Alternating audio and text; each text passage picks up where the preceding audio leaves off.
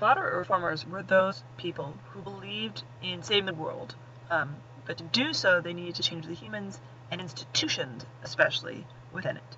So to save the world, as part of sort of the Second Great Awakening, people needed to stop other people from doing bad things, like drinking or gambling, that leads to corruption, and instead replace them with more moral behavior, both at the individual level and at the institutional level. Right? The idea was to stop institutions that are immoral, right? Slavery, gambling, prostitution, and replace them with more positive behavior, more moral behavior, that is. And we've talked about one reform, that's temperance. That's reforming people by making them stop drinking. And it's tied to the sort of Second Great Awakening, in that the Second Great Awakening was about hoping to have a major religious revival and create a second coming on earth. And the way to bring about heaven on earth was to make people stop doing bad things, right? To have bring about the apocalypse, bring about Jesus' second coming was to reform the country and to make it basically a utopia on earth. So people who tried temperance, those who were reforming people by making them stop drinking, they tried moral suasion, political prohibition. And those two ways were tried by other moral reformers, especially some moderate reformers.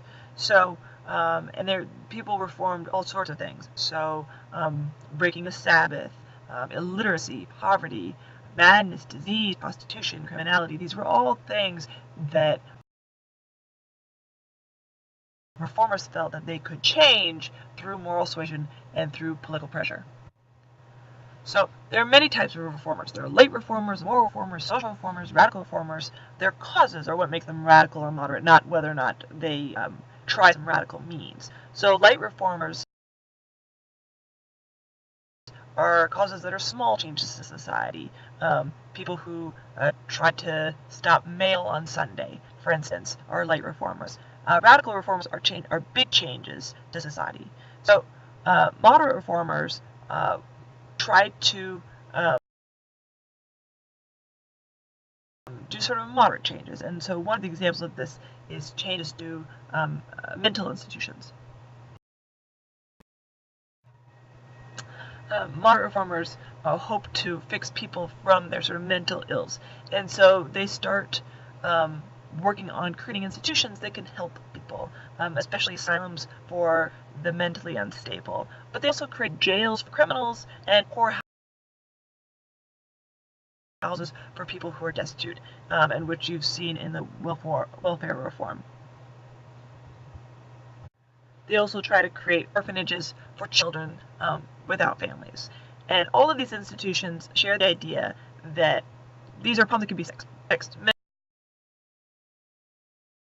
Mental insanity, crime, poverty, being without parents, these are all problems that can be fixed. All you have to do is change the environment in which someone finds himself in. So they build institutions, and there's two here. The first one is from the Quakers in 1817. That's the one on the top right in Philadelphia.